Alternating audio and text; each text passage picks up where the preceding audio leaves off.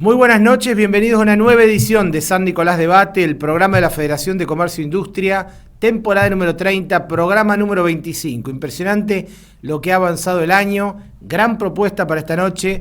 En la edición nos va a estar acompañando para poder entender la dinámica de la política argentina que está al rojo vivo, el politólogo Sebastián Arias. Luego damos vuelta a la página, nos metemos de lleno en el mundo del emprendedorismo, de la revolución digital, con Andrei Rukavina. Con él vamos a estar hablando de todo lo que tiene que ver con la dinámica de los nuevos trabajos y sobre todo cómo está cambiando el mundo. Todo esto en lo que tiene que ver con la edición de San Nicolás Debate. Ahora nos vamos rápidamente a los auspiciantes y cuando regresamos ya está con nosotros Sebastián Arias.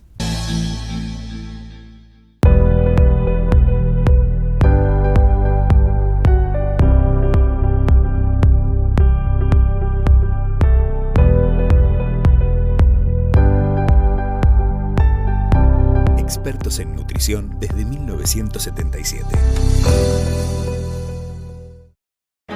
En AES Argentina, renovamos nuestra identidad para continuar profundizando la transición hacia un futuro con energías renovables. Una nueva imagen, con nuevos colores, pero el mismo compromiso y energía de siempre. AES Argentina, acelerando el futuro de la energía, juntos. Ascuaga y Asociados, Estudio Contable. En San Nicolás, Chacabuco 66, primer piso. Y en Rosario, Corrientes 1489, cuarto piso, departamento 1. Administración@estudioascuaga.com.ar.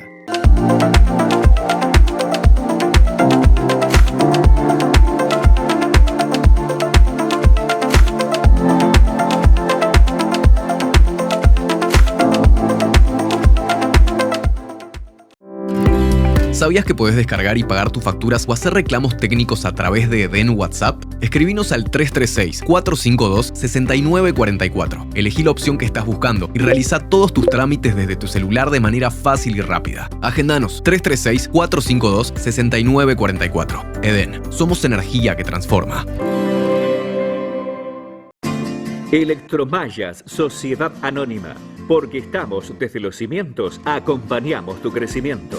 Electromallas, Sociedad Anónima, Álvarez 28, teléfono 443-5029.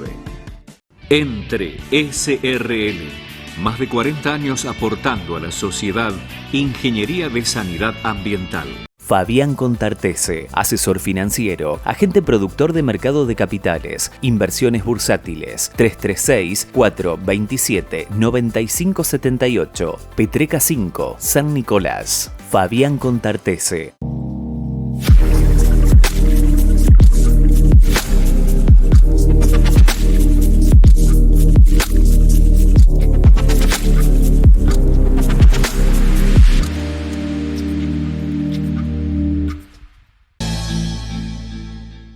Bueno, damos comienzo al primer bloque de San Nicolás Debate. Como lo habíamos anunciado, está con nosotros para analizar toda la política el licenciado Sebastián Arias, politólogo. Muy buenas noches, Sebastián. Bienvenido a San Nicolás Debate. Un gusto. Buenas noches, Baltasar. Como siempre y en cada oportunidad que vos y que esta casa tiene la gentileza de invitarme, el agradecido soy yo de que podamos reflexionar juntos. Muchas gracias, Sebastián, en este espacio, como bien decís, de reflexión y análisis. Vaya si hay para analizar la política argentina y la era Milei, da que hablar permanentemente. Digo, bueno, finalmente, en un hecho inusitado para lo que tiene que ver con un presidente de la democracia, presentó el presupuesto en el Congreso, Javier Milei, con toda una puesta en escena el domingo. Bueno, después hubo un asado con diputados y aliados. ¿Cómo estás analizando esta semana y esta nueva etapa de Milei? Bueno, con respecto a la presentación del presidente del presupuesto en el Congreso, recordemos que el presupuesto que nos va a regir en el año 2025 es el primero, ¿no es cierto?, que realiza la Oficina Nacional del Presupuesto bajo la dirección de Javier Milei. Actualmente estamos funcionando con un presupuesto que elaboró Alberto Fernández y Sergio Massa, ¿no? Porque, digamos, el presupuesto debe presentarse antes del 30 de septiembre del año anterior. Por lo tanto, este presupuesto que nos rige actualmente lo presentaron Sergio Massa y Alberto Fernández. En ese sentido, yo creo que tenemos que diferenciar forma de sustancia. Bien. Es decir, en la sustancia, que es lo importante, digamos, lo verdaderamente importante, el presidente dejó en claro que él no va a negociar el superávit fiscal. Es decir, bajo ningún punto de vista, ningún gasto que no tenga su correspondiente partida de ingresos va a ser aceptado por este Poder Ejecutivo. Sí. Ese es el corazón, filosóficamente. Javier Milei cree en eso y de eso no se va a mover. Eso ya lo sabíamos. Entonces, esa es la sustancia. Claro, por era eso reafirmarlo en el papel. bueno, ¿no? ahí es donde está la forma. Bien. Es decir, en la forma incluye mucho de esto de ir al Congreso Nacional, montar una especie de mise en scène, digamos, como para decir, bueno, acá estoy yo, chicaneo con los opositores, a ver quién viene, quién no viene, digamos, las barras del Congreso también bien marcadas. En ese sentido, hubo sí una especie de puesta en escena en la cual indudablemente el presidente Milei se siente cómodo. El presidente se siente Le rinde cómodo. políticamente, ¿eh? Sí, le rinde políticamente porque él tiene también ese estilo confrontativo y al igual que tenía Cristina Kirchner y Néstor Kirchner, apelan también, aparte del liderazgo de tipo carismático para utilizar la tipología tradicional de Max Weber, Sí. es decir, ellos apuestan a una relación directa entre el líder y la masa, que muchas veces no es racional, sino que es emotiva. Y mucho más, esto que estás relatando y que estás comentando, Sebastián, es clave, Sí. porque si hay un gobierno que vive en las redes sociales es el de Milei.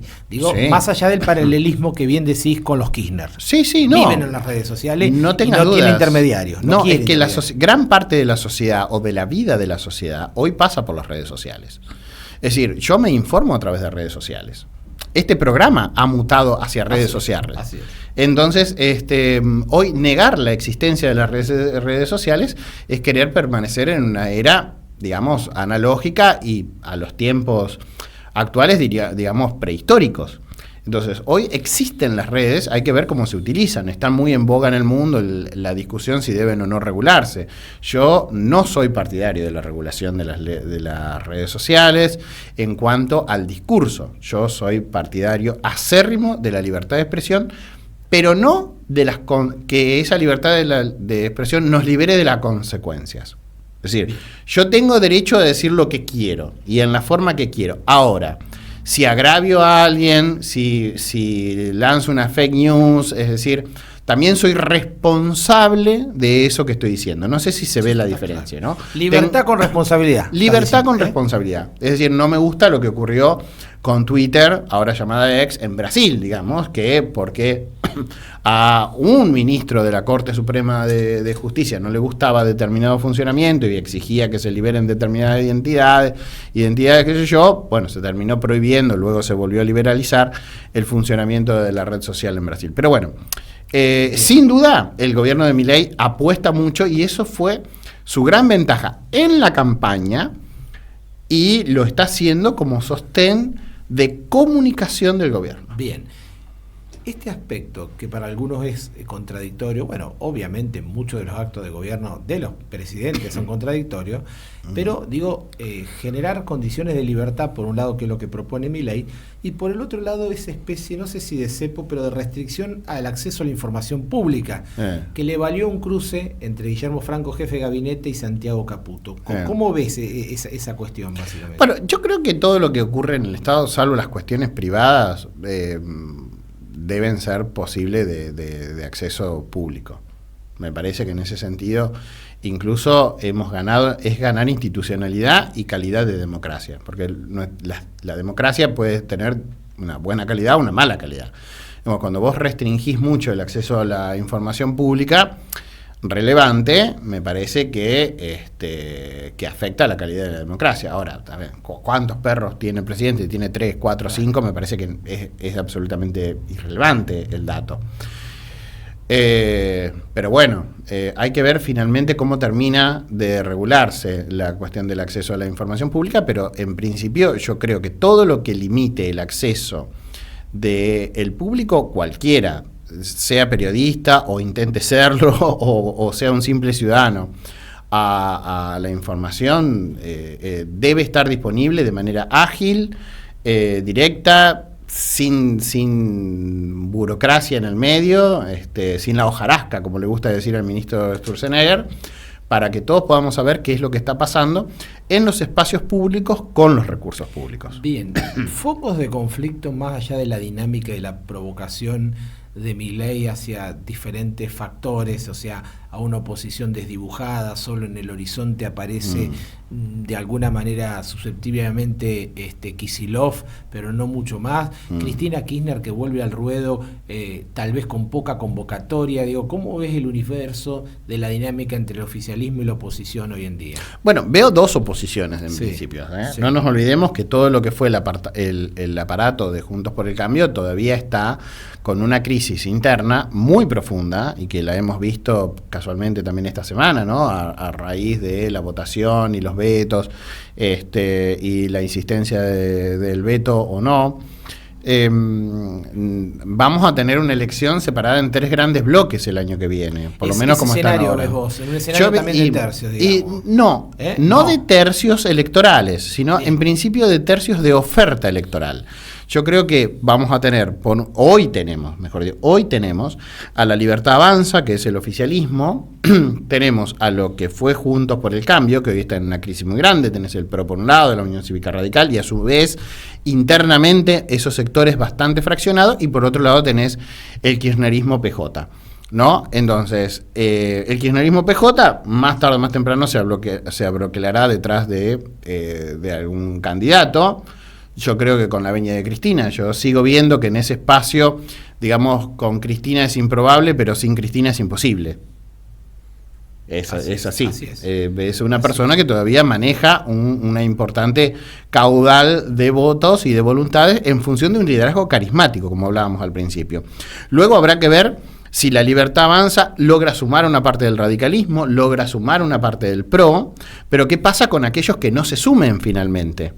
Si van a ir con listas en un espacio nuevo, Margarita Stolbizer, el radicalismo, es decir, cómo el radicalismo de Lustó, si eso termina partiéndose o doblándose entre Alem y Irigoyen, no sé. Sí. ¿Qué es lo que termina ocurriendo? Pero cuidado que cuando hablamos de oposición, no solamente hablamos del PJ kirchnerista, también hablamos de un sector, del progresismo, o que está buscando también su identidad. Bien, y esta visión que ves o estos escenarios que ves, si uno se pone el foco en la provincia de Buenos Aires, donde está esta madre de toda la batalla, digo, ya conocemos la versión del 2023, donde fue una oferta dividida y se impuso Kicillof.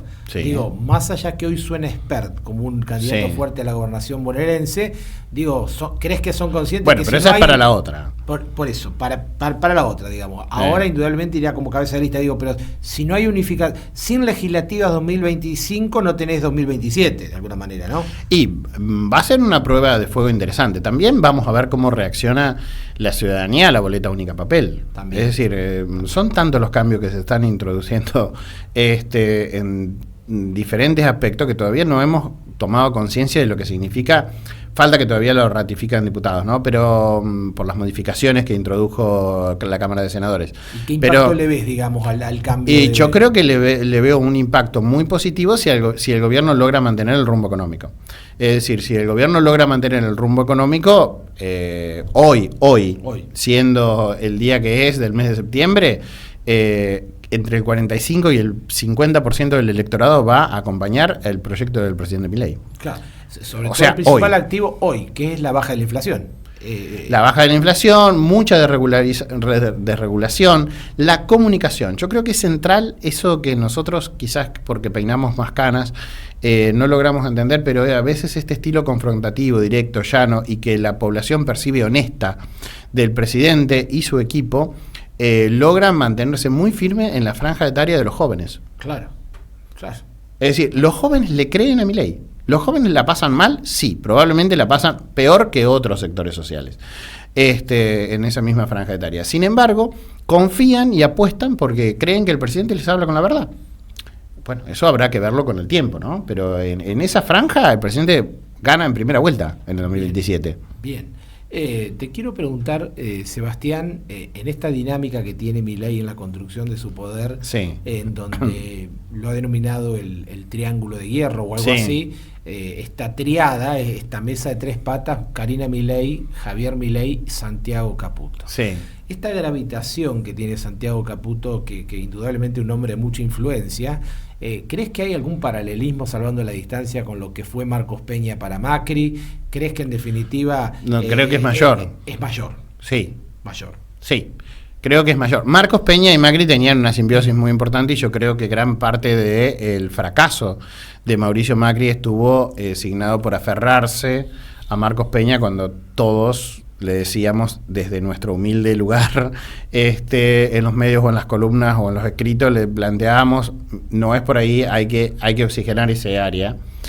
Hoy por hoy, precisamente si el presidente mismo está definiéndolo como un triángulo de hierro, nada menos que con su hermana, a quien él denomina el jefe, ¿no? Incluso una vez en una entrevista anterior, o sea, cuando Javier Milei estaba en camino a la presidencia, hablando de Karina, del rol que tenía Karina y el rol que tenía él se definía a sí mismo como el divulgador de las ideas de Karina. Las ideas eran de Karina y él las divulgaba. Él era el divulgador. Era vos. Lo dice llorando, porque él se ponía en la piel de otros que he escrito, por ejemplo, yo tengo acá ahora un libro de Hayek, por ejemplo, que vengo de la escuela. Entonces Hayek como divulgador. Pero Hayek fue un gran pensador, sí, pero recolectaba de otros que quizás no fueron tan conocidos. Y él se ponía en ese lugar. Y ponerlo a Caputo en la misma mesa que su hermana, bueno, vaya, es muy fuerte. Claro, entonces es realmente un triángulo de hierro. ¿Cuánto puede durar? No lo sabemos. Tal vez lo que le rinda al presidente, ¿no? Tal vez, habrá que ver en ese momento si el presidente es pragmático. Por ejemplo, en política exterior el presidente es pragmático. Presidente, a la hora de negociar con China no tiene ningún problema, y San Nicolás lo va a saber y lo está sabiendo muy bien ahora que tenemos el enorme fantasma del acero chino. Del acero chino. Bueno, ¿cuánto, con respecto a eso y viniendo a San Nicolás, vamos a hablar de la gestión de Santiago Pasaglia, pero digo, ¿cuánto hay en función del ADN industrial de San Nicolás? De lo que puede ocurrir, si bien hay muchas versiones, el impacto que puede tener el acero chino en San Nicolás. Muy grande, no lo digo yo, lo dijo Paolo Roca en el foro de Acero Brasil, ¿no? Donde él dijo es imposible competir con China por un montón de circunstancias propias de la economía china, que ya lo sabemos, pero que no tiene sentido que las repliquemos aquí, pero que hacen que generalizámoslo diciendo que hay una situación de dumping, pero digamos, pero es mucho más que eso, porque no es solamente el dumping, hay muchas condiciones que hacen de que no solamente fabricar el acero, sino transportar ese acero a la otra parte del mundo siga siendo mucho más barato y muy difícil de competir. Tal vez indudablemente. Pero eso es un tema resuelto, como yo lo veo. Es una dinámica que ya está resuelta. Mirá, Federico Sturzenegger, cuando hace la presentación de las desregulaciones para ese tipo de importaciones, específicamente en su tweet pone el caso del IAS. Ah, mira vos. Específicamente ¿sí? No cita. sabía. ¿Qué dice? Federico Sturzenegger dice que en la República Argentina existían regulaciones paraestatales que impedían la competencia, tan ridículas como y lo pone textualmente, como el caso del Instituto Argentino de Siderurgia, donde el Instituto Argentino de Siderurgia definía si el producto a importar, en este caso acero, reunía las condiciones para ingresar al mercado argentino. Y entonces Sturzenegger se preguntaba, ¿y quiénes conforman el Instituto Argentino de Siderurgia? Los fabricantes locales de acero. Un absoluto ridículo.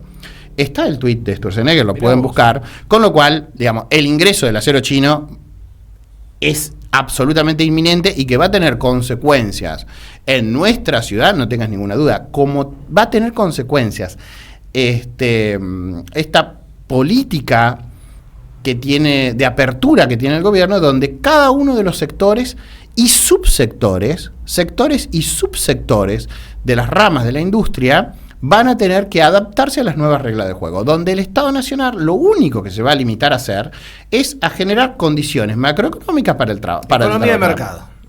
Economía de mercado, nada más y nada menos.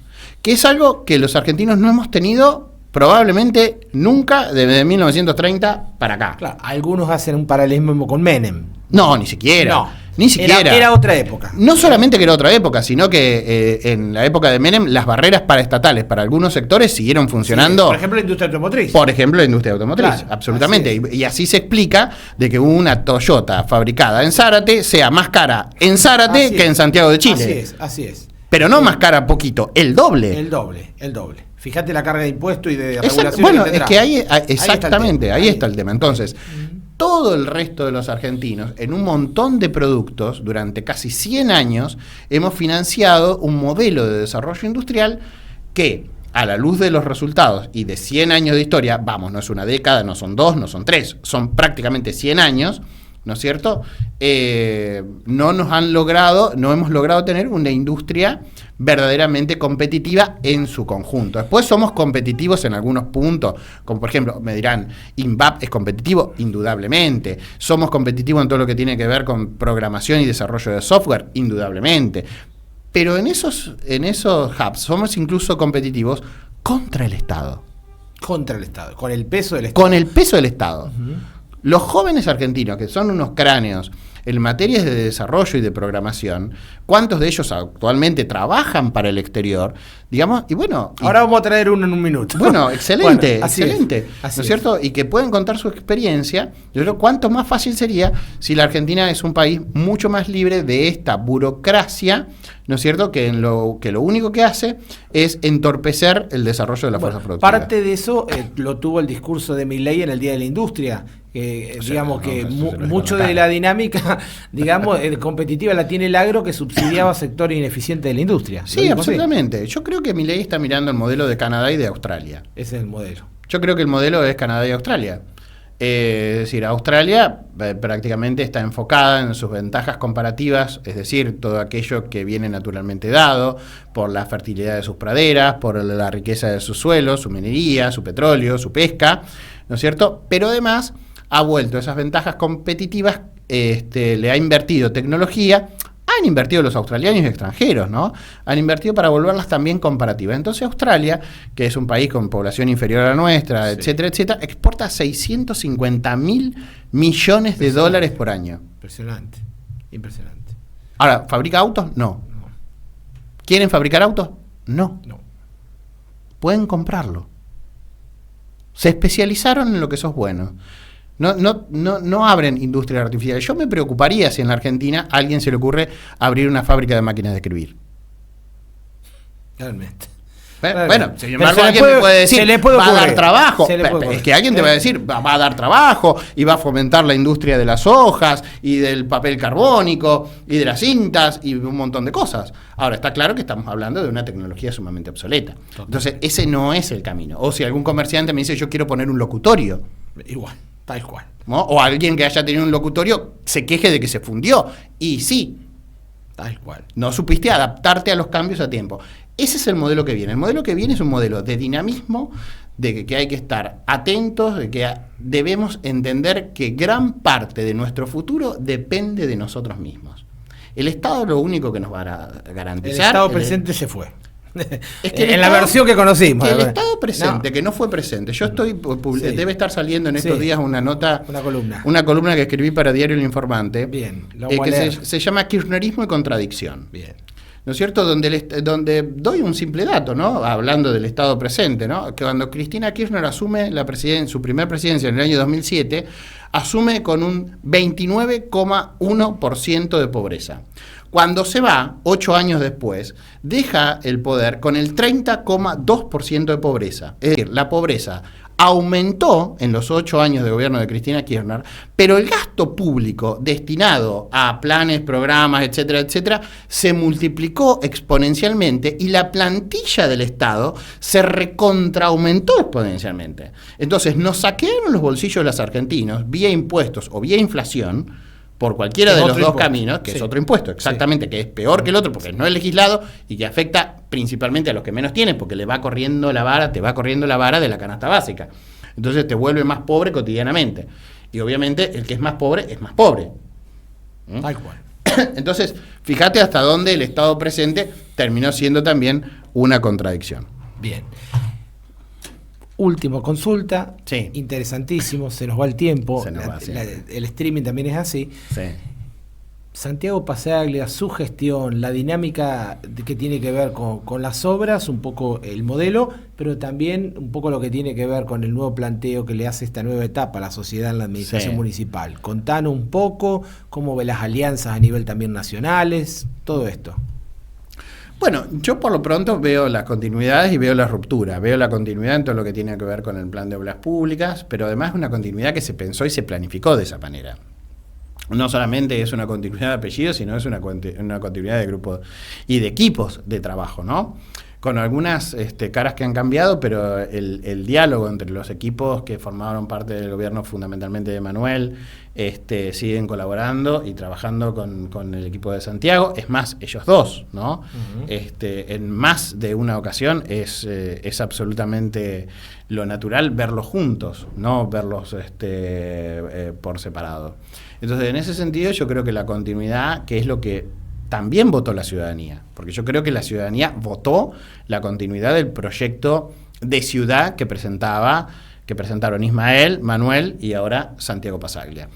Y las rupturas lo veo también un poco en la cuestión comunicacional, si vos querés. Me parece que en la comunicación Santiago es muy afecto de las redes sociales, está muy atento a esta cuestión, a la cuestión de la formación y de la educación, en programación, en todo lo que tiene que ver con este futuro. Es lo que más en principio veo. Sí. Después en el resto veo muchas más continuidades que rupturas. ¿Y en la oposición, hay algo en el horizonte, San Nicolás? No, la oposición, mientras no sepa qué quiere ser, no tiene un problema de identidad. Por supuesto que tiene un problema de identidad, por supuesto que tiene un enorme problema de identidad, pero además de ese problema y como consecuencia, mejor dicho, de ese problema de identidad, tienen un proyecto, un problema de qué ciudad proponernos, porque frente a una ciudad o una mirada de ciudad que nos propone el espacio que hoy conduce Santiago Pasaglia, la oposición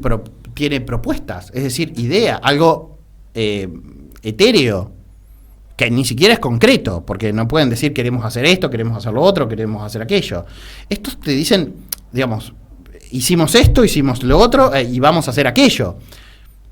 A favor, en contra, es decir, ¿te gusta el centro, no te gusta? No discutimos más si el PIN va a estar en la zona norte o en la zona sur. Ahora tenés el PIN acá, punto. No discutimos más si las veredas tienen que ser así, asá, la cámara del microcentro, la más gran cámara. O sea, todas esas discusiones que durante años empantanaron el desarrollo de la ciudad, se zanjaron con decisiones políticas. Esto va a ser así. Bueno, ese es el modelo de ciudad que tiene y que ha tenido respaldo en las últimas gestiones. La oposición frente a eso sigue en Babia, hablando... En el laberinto. En el laberinto, que creo que también es una posición cómoda. Yo creo que la posición está... Voy a usar un término que les va a molestar a todos, pero a mí me encanta incomodar. Dale. Yo creo que están absolutamente aburguesados. Están absolutamente aburguesados en su rol de oposición local, con sus quintas provinciales o de otra índole, ¿no es cierto? Depende al espacio político o sindical al que pertenezcan, pero en lo que hace a la ciudad ya la dan por perdida, ya no la negocian, hacen cada tanto alguna puesta en escena, más ridícula que real, por lo menos es mi percepción, y termina todo siendo, en suma, funcional al equipo Pasaglia. Sebastián, se nos fue el tiempo, te quiero agradecer mucho la presencia, muy amable. El agradecido soy yo. Lo escuchó, amplio análisis, como siempre, no estoy acostumbrado, el politólogo Sebastián Arias. Ahora nos vamos muy rápido a la pausa. Cuando regresemos, nos metemos en el mundo de la programación, de la revolución digital, con Andrei Rukinova. Ya volvemos.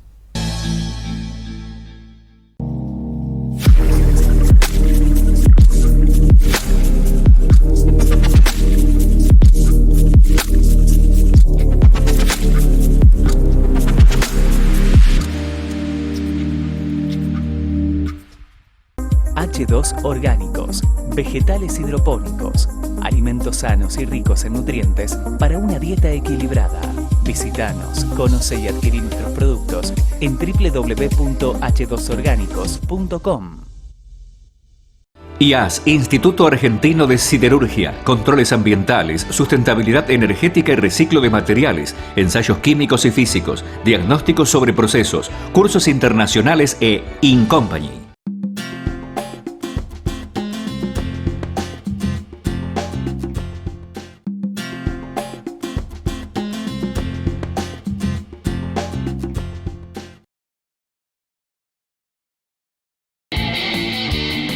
equipo que está acá.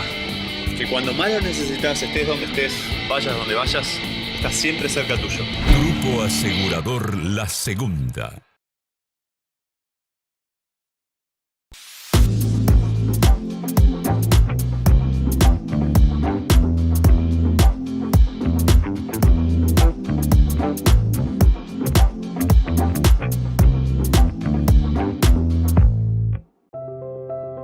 Donde crecemos, donde compartimos, donde nos unimos, donde trabajamos, donde vivimos.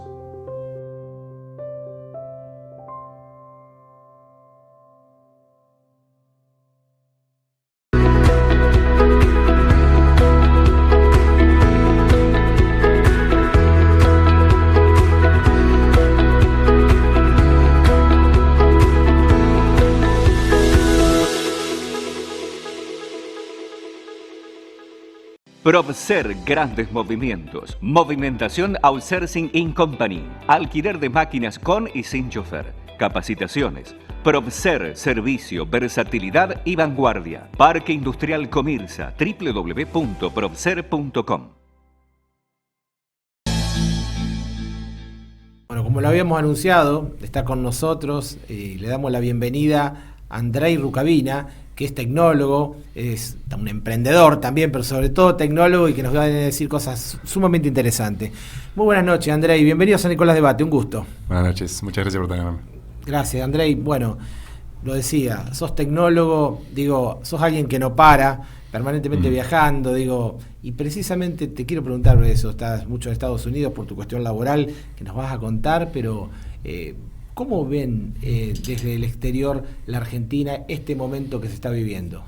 Y ahí es una pregunta interesante, porque depende mucho con el tipo de persona con el que hablas. Claro. Digamos, en el ámbito en el que yo me manejo, donde Argentina es un hub de recursos y de conocimiento, es conocida. Bien. Se conoce Argentina, se conoce los vaivenes que tiene constantemente, se habla mucho sobre el presidente, porque el presidente, dentro de todo, es una figura internacional esta vez, entonces siempre hay preguntas, chistes, dando vueltas de cómo está Argentina ahora, cómo viene la cosa, pero lo que no duda, lo que veo que no cambia, yo hace, por ejemplo, 11 años que estoy yendo y viniendo bastante seguido, es la certificación o la confirmación de que realmente en Argentina hay buenos recursos en lo que refiere a computación. Bien. En la computación. Exacto. Indudablemente una de las industrias más competitivas, ¿viste?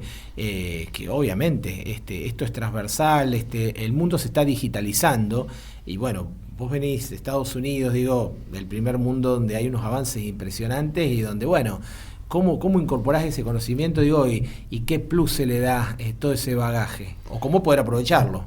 Bueno, de cierta forma, mira, esto lo venía charlando con unos compañeros hoy temprano. Sí. Me doy cuenta que me genera hasta a mí ansiedad el ritmo al que crece o se expande el conocimiento, específicamente en este área.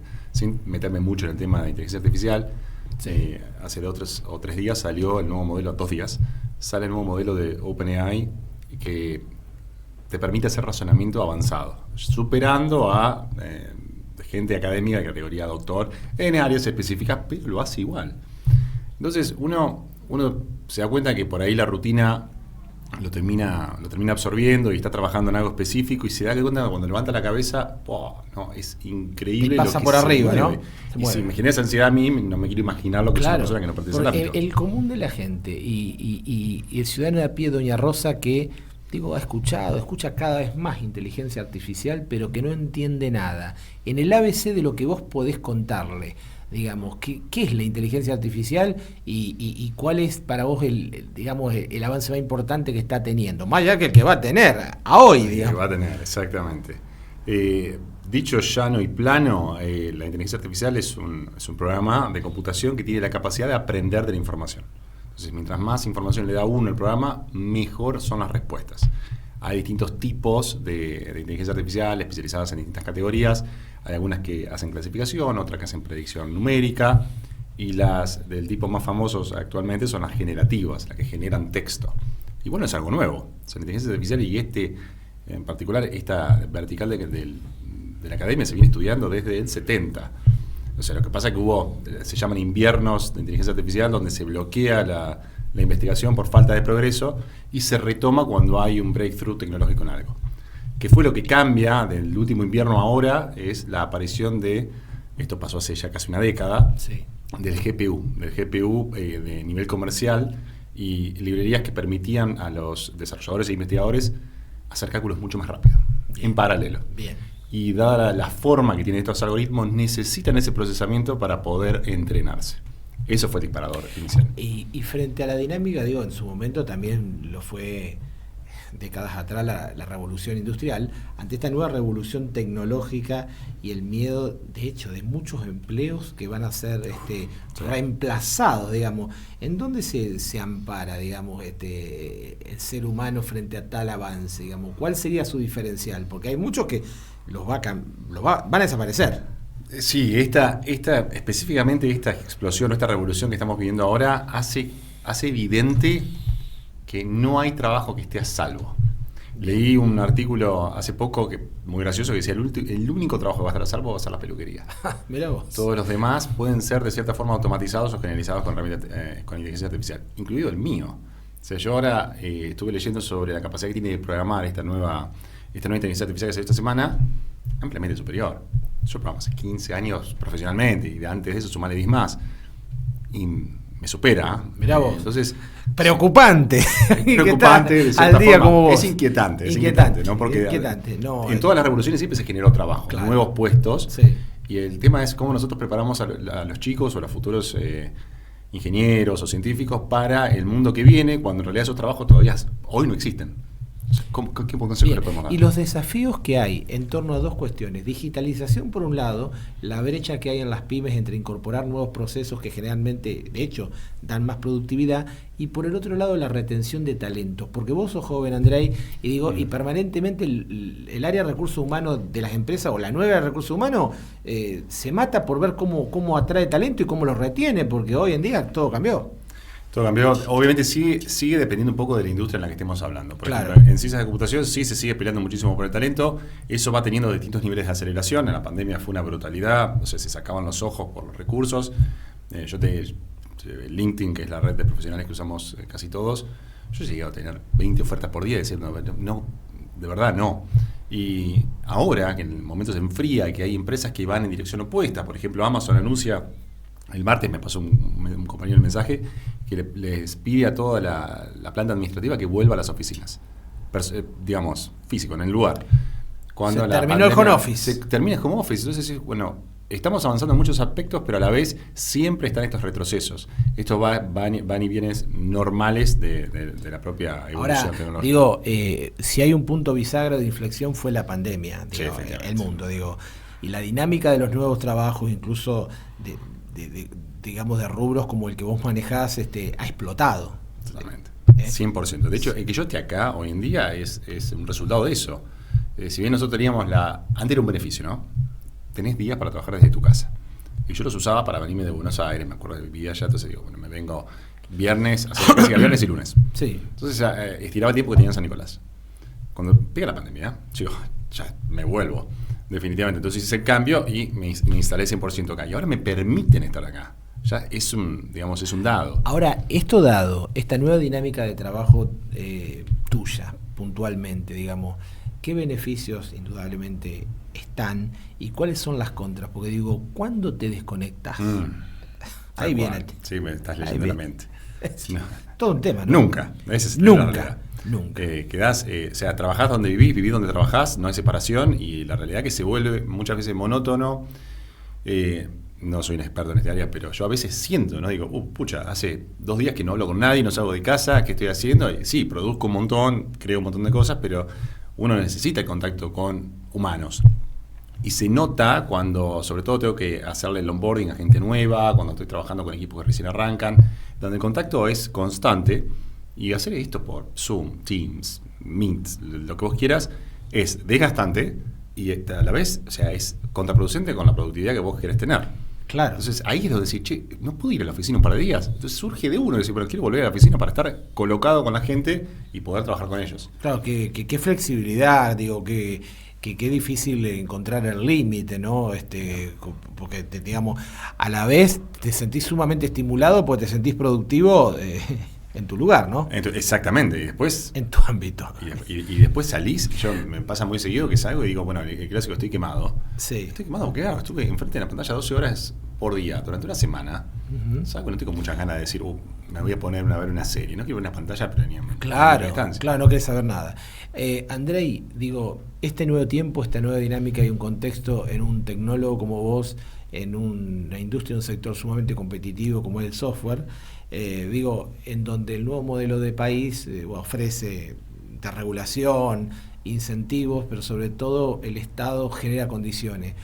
¿Cuánto ha crecido previo a esto y cuánto crees que puede crecer sin menos burocracia del Estado? Un sector de estas características.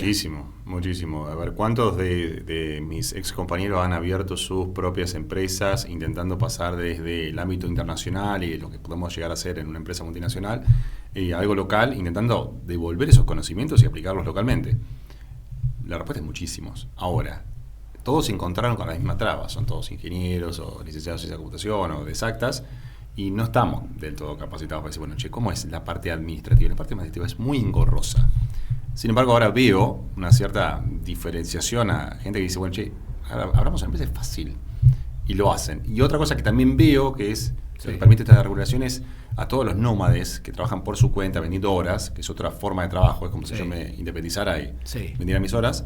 En lugar de cobrar con un circuito bastante oscuro, en alguno cobra por cripto, se pasa una cuenta, y usa una serie de aplicaciones para llegar a tener, digamos, los pagos acá esquivando el Estado, lo cual no estoy para nada de acuerdo. Esto ahora se permite y se puede hacer blanqueado y perfecto sin que te quiten el 60% de lo que ganas. Bueno. Entonces eso también incentiva el consumo local. Claro, exactamente. No, ese laberinto desaparece y hay más incentivos a estar en este sector, claro. Son más horas de ocio o de trabajo y a la vez te permite también, obviamente, estar. Muy bien. Andrei, parece que dentro de las leyes que se han sancionado hay una que le quita impuestos a la tecnología para poder competir con otros países y demás. Específicamente no conozco el total de la ley, pero ¿qué impacto puede tener esto en el sector, en la industria, en la dinámica? No estoy 100% al tanto de esa, pero si son impuestos que hoy en día tienen a la exportación, definitivamente no tenerlos va a hacer que se exporte muchísimo más. Eso no hay dudas. Argentina es competitiva en cuanto a talento. En cuanto a costos, si bien sigue estando en la línea de no quiero menospreciarme ni a mí mismo ni a mis compañeros, en la línea de lo barato, en cuanto a en capacidad está muy alto. Entonces yo creo que quitar eso nos permitiría también empezar a posicionarnos en un lugar de decir, bueno, además de ser buenos, podemos empezar a ajustar un poco más esas tarifas y empezar a crecer. Parece que otro proceso, no porque quieren impuestos, pero aumentan los precios. Pero al final del día eso se reinvierte y se hace crecer estas compañías, que es el principal bloqueo que tienen todos. Yo no puedo contratar gente, porque no le puedo pagar lo suficiente compitiendo con con trabajo freelancer, pero si tengo menos impuestos, cobro más, les puedo pagar. ¿Qué atractivo tenía, si conoces, la ley de conocimiento que había generado Macri en su momento y que Alberto Fernández derogó? Creo que los eximían impuestos a las tecnológicas y les permitía, obviamente ellos tenían que justificar creciendo y con inversión, les permitía crecer más rápido. Uno de los principales beneficiados de eso fue Mercado Libre.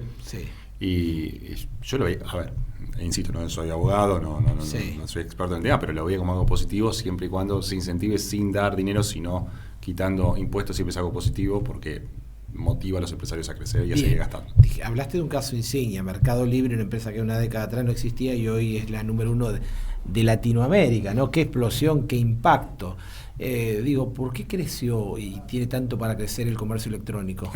Existe un montón, en realidad. No sé si se acuerdan de la época del 90 o principios 2000, estaba... Mercado Libre era muy incipiente, me acuerdo, hay fotos, clásicas fotos de garage de los 5 trabajando juntos, muy parecido al comienzo de Amazon, y empezaron a crecer con una mentalidad empresarial brutal, metiéndose en todos los segmentos. Hoy en día Mercado Libre, cuando uno habla de Mercado Libre, habla de un ecosistema de aplicaciones en los que fueron ganando tracción, fueron los impulsores de QR, han hecho todo lo que podían para no quedarse, podría haber sido simplemente un e-commerce y quedar ahí. Es el famoso caso de eBay en Estados Unidos.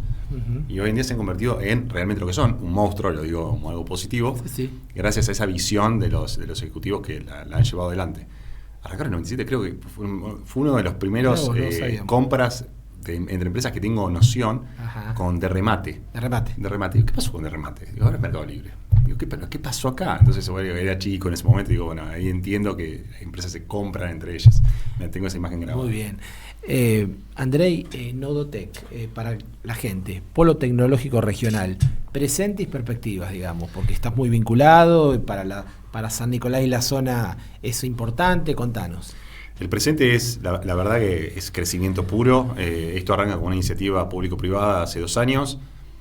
Ahora vamos a reelegir autoridades.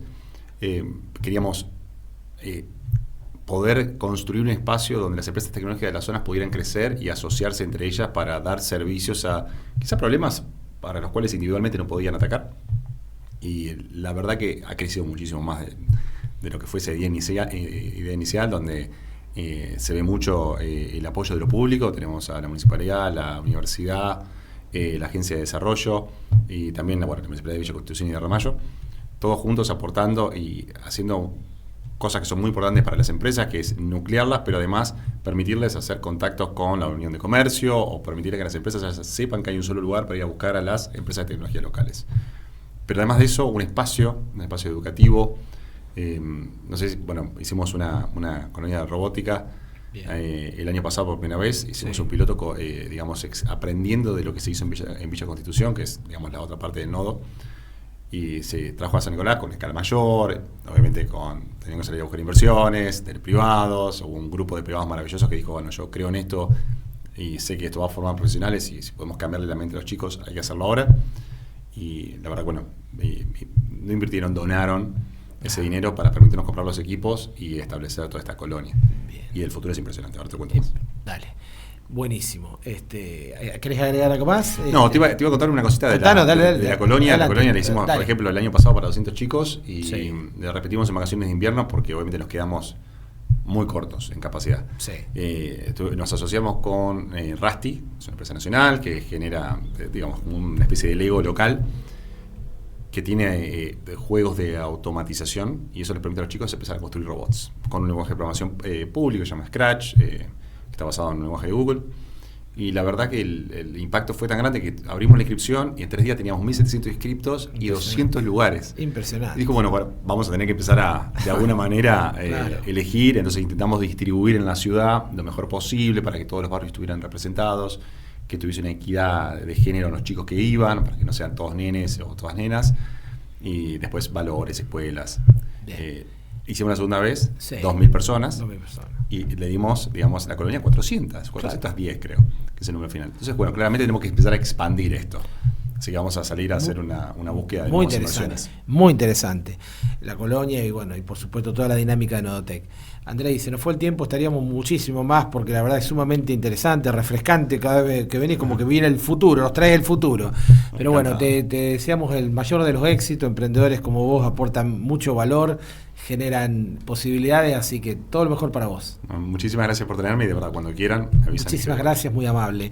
Lo vio, lo escuchó, pasó por San Nicolás de Bate Andrei Rukavina, que es un tecnólogo, es una mente abierta, es una mente brillante, que nos acompaña y que seguramente es un imán para los emprendedores, para los jóvenes que ven en este sector el futuro. Por mi parte, nos vamos muy rápido a la última tanda. Cuando regresamos, tenemos los comentarios del cierre.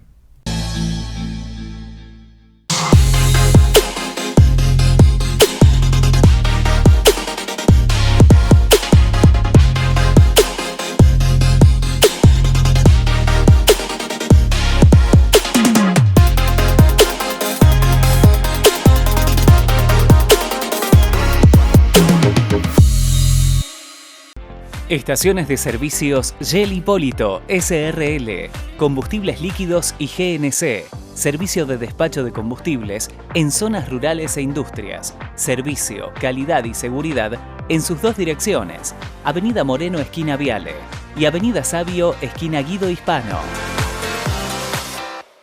Soman San Nicolás, Sociedad Anónima, fabricación y montaje de estructuras y cañerías, construcciones de obra de ingeniería civil, servicios complementarios para el transporte marítimo. www.somansannicolás.com.ar.